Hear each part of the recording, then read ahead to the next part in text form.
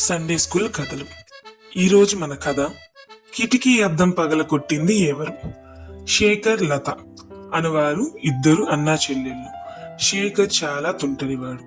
అతని స్నేహితుడు రవి కూడా అతనిలాగే అల్లరి చేసేవాడు.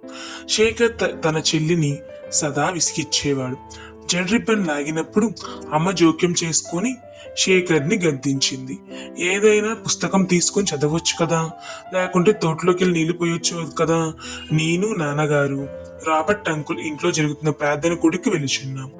తిరిగి సాయంకాలం వచ్చే వరకు కొట్టుకోకుండా ప్రశాంతంగా ఉండండి అని చెప్పి తల్లి తన నాన్నగారితో కలిసి ప్రార్థనకి వెళ్ళింది.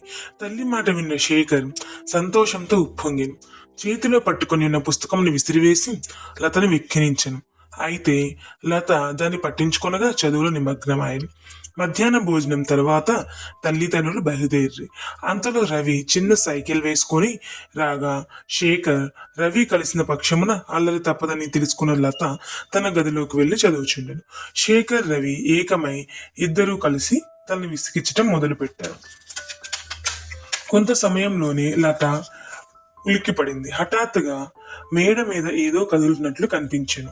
తిరిగి చూడగా కోడి రాల్చిన మెత్తని ఈకలను ఒక సంచి నుండి తీసిన శేఖర్ చెల్లి మీద వేయిచుండెను. ఇది చూసినటువంటి రవి ఎగతాళిగా నవ్వుచుండెను. మెత్తని కోడి ఈకలను తల్లి భద్రపరచుండేది. వాటితో ఒక తలదిండు చేయవలననేది ఆమె యొక్క ఉద్దేశం. కోడి ఈకలను తన మీద చల్లగా లత ఈడ్చెను. సన్నని ఒక ఈక ముక్కులో జొరబడినందున లత తుమ్మసాగాను. వీటి వలన ముఖము కందిపోయాను. లతా కన్నులు ఎర్రగా మారాను.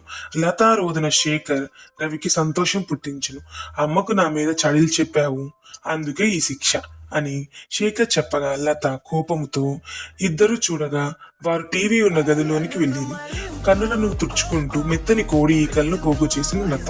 శేఖర్, రవి ఇద్దరు కలిసి టీవీ ముందు కూర్చొని ఇండియా ఇంగ్లాండ్ మధ్య జరుగుతున్న క్రికెట్ మ్యాచ్ చూచుండేది.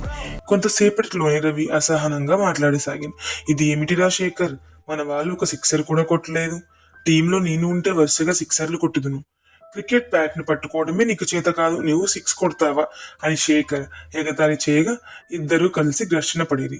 టీవీని కూడా ఆపకుండా ఇద్దరు కలిసి తోటలోనికి పరిగెత్తారు. లత లేచి వచ్చి టీవీని ఆపాను. తోటలో రవి, శేఖర్ పెద్దగా వాదించుకుంటూ లతకు వినపడాను. అంతలో బల్లుమని అద్దం పగిలిన శబ్దం విని కంగారుగా లత తోటలోనికి వచ్చాను. అన్న శేఖర్ మరియు అతని స్నేహితుడు రవి అక్కడ కనిపించలేదు. పక్కింట్లో అద్దం పగిలి గాజు ముక్కలు నీలపడి ఉండేది. అయ్యయ్యో, స్టీఫెన్ అంకుల్ ఇంటి కిటికీ పగిలిపోయింది. వాళ్ళు 1 రోజులు సెలవులు తీసుకొని సొంత ఊరు వెళ్ళి ఉన్నారు. పగిలిన కిటికీ గుండా ఎలుకలు కాని మరొకటి కాని గదిలోనికి చొరబడినట్ల ఏమి జరుగునో అని లత తనలో తాను బాధపడుచుండెను. చాలా సమయం తర్వాత శేఖర్ ఇంటికి వచ్చెను. అది చూపును బట్టి లతకు అంతా అర్థమాయను. అన్న స్టీఫెన్ అంకుల్ ఇంటి కిటికీని పగలకొట్టినది నీవే కదా అని లత అడిగింది. లేదు, నేను పగలకొట్టలేదు, నువ్వు చూసావా ఏమిటి అని శేఖర్ చాలా గట్టిగా స్పందించాను. అన్న, అలా చెప్పవద్దు. మనం చే సమస్తమును ప్రభు చూచున్నాడని సండే స్కూల్లో నేర్పించిన సంగతి మర్చిపోయావా? ఇటువంటి చిన్న తప్పులు మనల్ని పెద్ద తప్పులుగా చేటుకు ప్రేరేపించును. లత మాటలు విని శేఖర్ భయపడాను. లతకు జవాబు చెప్పకుండా మౌనంగా ఉండెను. సాయంకాలం తల్లిదండ్రులు తిరిగి వచ్చే సమయమునకి శేఖర్ తోటలోని చెట్లకు నిలిపోయిచుండగా ఆశ్చర్యకెత్తుడైన తండ్రి శేఖర్ భుజమును తట్టి వెల్డన్ శేఖర్, వెరీ గుడ్ అని అభినందించుట శేఖర్ ముఖంలో సంతోషం కనపడాను. ఏమి జరిగింది, ఎందుకు ఒక రకంగా ఉన్నావు అని తండ్రి ప్రశ్నించినప్పుడు ఆయన ముఖం తట్టు తేరి శేఖర్ అలా చూసి ఏమి చెప్పాలో అర్థం కానటువంటి స్థితిలో ఉన్నప్పుడు తండ్రి ఏమీ పర్వాలేదు, నువ్వేమి చెప్పాలనుకుంటున్నావో చెప్పు అని అడిగినప్పుడు డాడీ నేను తప్పు చేశాను అని ఏడ్చిన శేఖర్ జరిగిన సమస్తమును వివరించాను. తక్షణం తండ్రి వెల్డన్ మెసన్ దాచిపెట్టుకున్న తప్పును ఒప్పుకోవడం చాలా మంచిది. కిటికీ అద్దం మార్చే ఏర్పాటు నేను చేస్తాను. అయితే నీవు దానికి బదులుగా ఇంకా 10 రోజులు చెట్లకు నీళ్లు పోయాలి, సరేనా? కలవరం నుండి బయటపడిన శేఖర్ చాలా సంతోషంగా తల ఊపాడు.